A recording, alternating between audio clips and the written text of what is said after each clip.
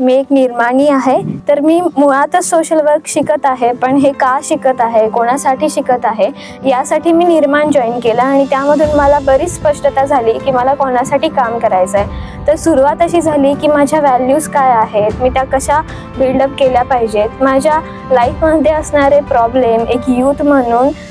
शिक्षणामध्ये न फसता मी स्वतःचीच नई तालीम सुरू करून माझ्याच प्रश्नांवर मी कसं